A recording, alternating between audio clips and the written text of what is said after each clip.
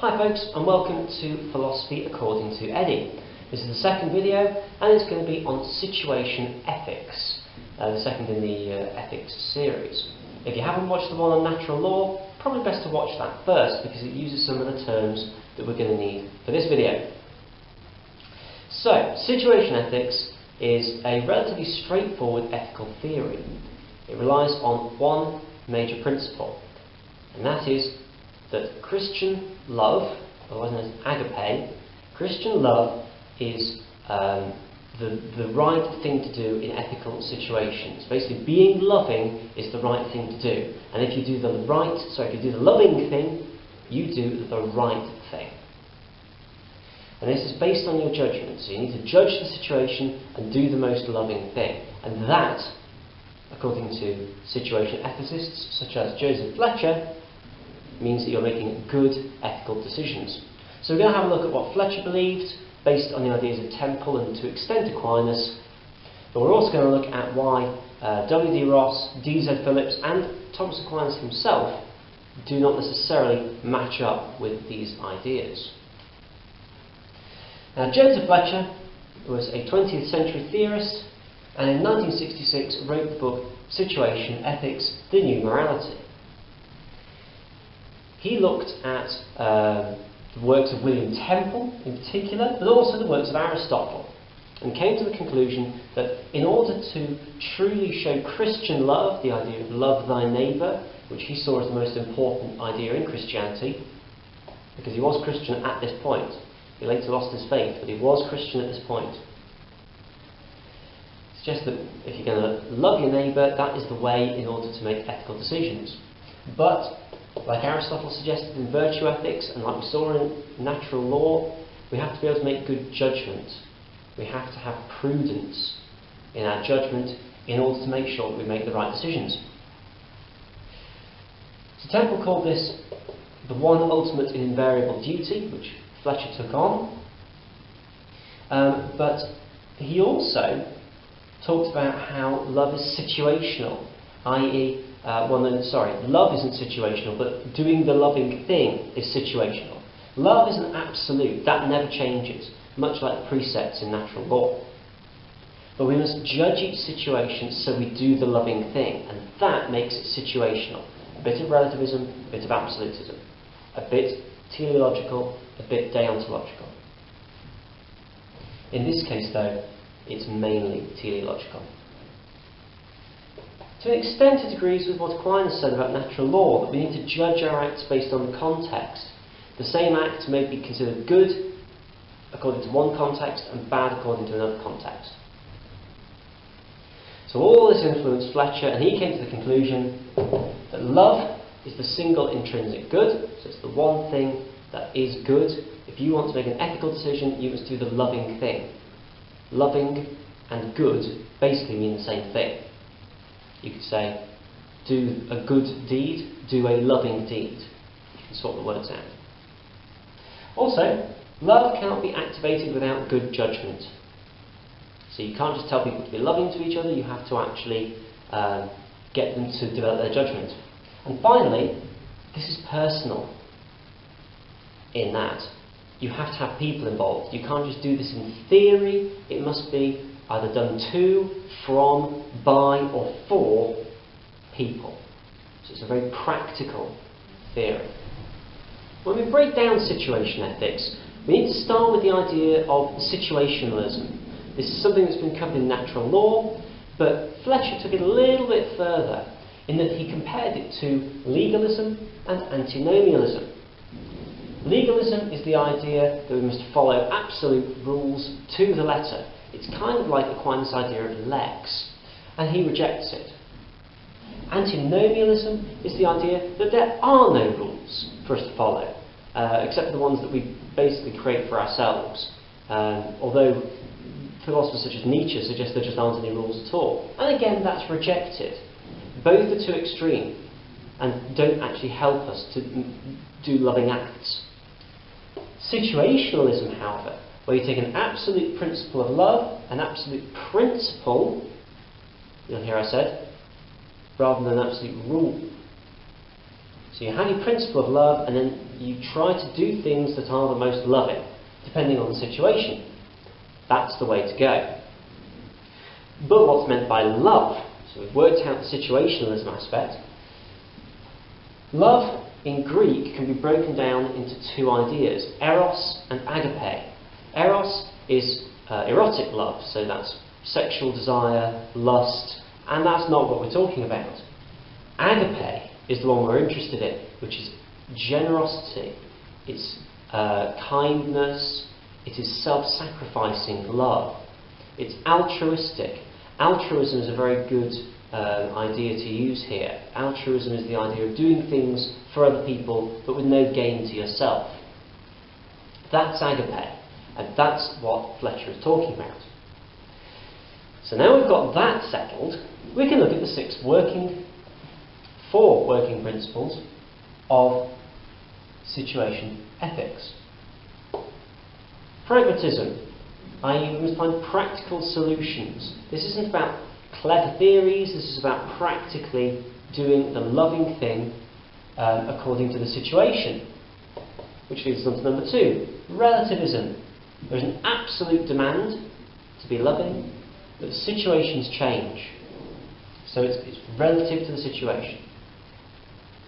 Positivism. Now be careful with this one, because Fletcher's definition of positivism is not the standard definition. Fletcher's definition of positivism is a commitment to a God of love, based on the fact we can prove God is loving. Positivism in general means believing only things that can be verified to be true or false. So it's got to be empirical. So Fletcher's definition is slightly different. It's commitment to a God of love. Be aware of that.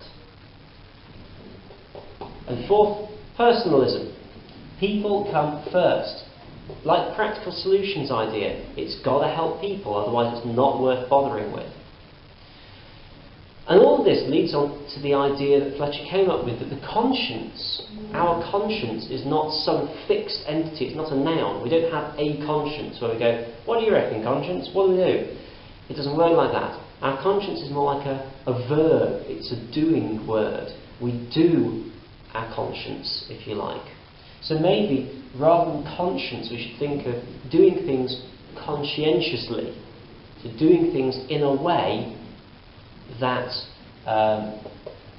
shows conscience. So we don't have a fixed conscience that never changes. Our conscience is fluid and changing, and we do things in a loving way. This is compared to the idea of, say, natural law, where the conscience is like a lens through which you look, a fixed lens that you can improve. Here, the conscience is always changing. So this brings us overall to 6 propositions of situation ethics. Now these are not word for word the propositions, I'm giving a synopsis. You can find these, however, in your textbook, the literal propositions. Number 1, love is the only intrinsic good. Nothing else is intrinsically good, and that means love is good. It's not just that love is a good thing, love is good in itself, the only good. Love primarily guides Christian decisions. So love should be the one thing that guides Christian decisions, but it's primarily, because there may be other factors as well. But love is the number 1. Justice is love distributed, because a just decision, doing justice to something, is doing the loving thing. It's just that you're sort of passing the love around. Love is altruistic. It doesn't matter whether you like your neighbour or not, you do the right thing for them. The ends justify the means and nothing else. Now this is important, because that means you shouldn't use people as a means to an end. You should do things for people as the ends in themselves. And this is probably the one area where situationism crosses over with Kantian ethics, which we'll look at a bit later, apart from the fact of having one principle. Loving decisions are situational. They are not based on fixed prescriptive ideas, they are situational. Those are the 6 propositions. And best of all, you don't need Christianity. Joseph Fletcher lost his faith, but he kept situation ethics because he still believed it works as an idea, whether you're Christian or not, to love people and do everything based on what is loving, which in itself is a strength. If you can use it without needing God, without needing Christianity, I suggest it's a pretty strong theory. There are some problems with situation ethics, and this is quite common for any ethical theory that relies on one simple proposition. One of the beauties of situation ethics is that it's very, very simple, but this leads to difficulties in the detail. Firstly, it has a lot of the same problems, if not all the same problems, as act utilitarianism. And when we look at utilitarianism, this will become evident. But just bear that one in mind. You can also research act utilitarianism, of course. Proposition 5, the idea that the ends are what justify the means, creates a problem here. Because does that mean you can do anything to justify a good, loving end? Temple doesn't really make that clear, and neither does Fletcher in situation ethics. When we're thinking about situations as well, are we thinking about now, or are we thinking about in the future? Could you be held to account if you saved someone from drowning and they turned out to be a mass murderer? Not really clarified here. It wouldn't be very loving to allow all those people to die, but how would you prevent that from happening?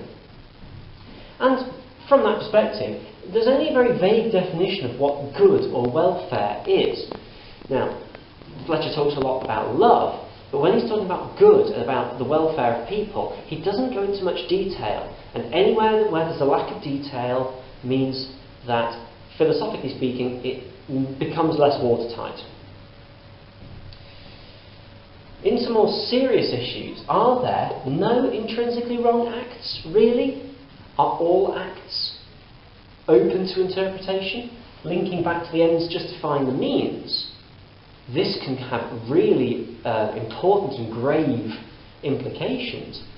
In fact, as part of the 1966 book that Fletcher wrote, where he talks about aborting children with Down syndrome, and seems to suggest that it would be acceptable because it would be considered a loving thing. Is that really true? Could it really be considered loving to abort a child who is otherwise going to be happy for their lives? And what about something like, well, as Anthony O'Here talked of, throwing babies on the bonfire? Could that ever be right? Difficult to say. A bit hard to think of a situation where it is. In terms of more logical problem, it's assuming that following rules is an absolutist approach and is therefore legalistic. And that is a false logic, because when we talk about following rules, we're not necessarily saying you must always do this, you must never do this. Think about laws in court and stuff. There's always provision for looking at the situation anyway. So when Temple starts talking about situations and avoiding hard, fast rules, we have to ask, well, firstly, is he characterising rules in the wrong way? Is he suggesting that rules are always hard and fixed, and therefore we should be situational? But actually he's misunderstanding what rules are. And if he misunderstands what rules are, does that undermine the whole argument? Someone like Thomas Aquinas or Aristotle would ask, what about moral character? If our conscience is just a verb, we just do things conscientiously, what about learning the virtues of patience and tolerance, reflecting upon them? Surely that's important too, having a moral character. And while we're thinking about conscience and reflecting, we look back on things and we regret them from a moral perspective. Surely that suggests that we have got a noun conscience. We've got a thing which is a conscience. Because we look back and think, wish I hadn't done that. Whereas if our conscience is only what's happening in a situation, we would never think that. Is the right thing always the good thing? Difficult to say. Common sense would say yes. But what about if you give money to the poor, but only so that you get fame and recognition? Well, you're doing the right thing, giving money to the poor. Is it really good if you're just doing it for selfish reasons? Now, Fletcher would refer back to the idea of altruism, but he also talks about the ends justifying the means. So, from a logical perspective, maybe right isn't always good. That's what D.Z. Phillips thinks.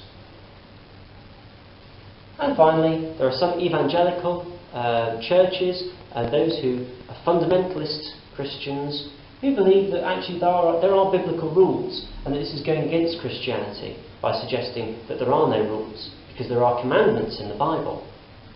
Although, admittedly, that is a smaller number than it used to be. Many churches now are open to the idea of situational ethics.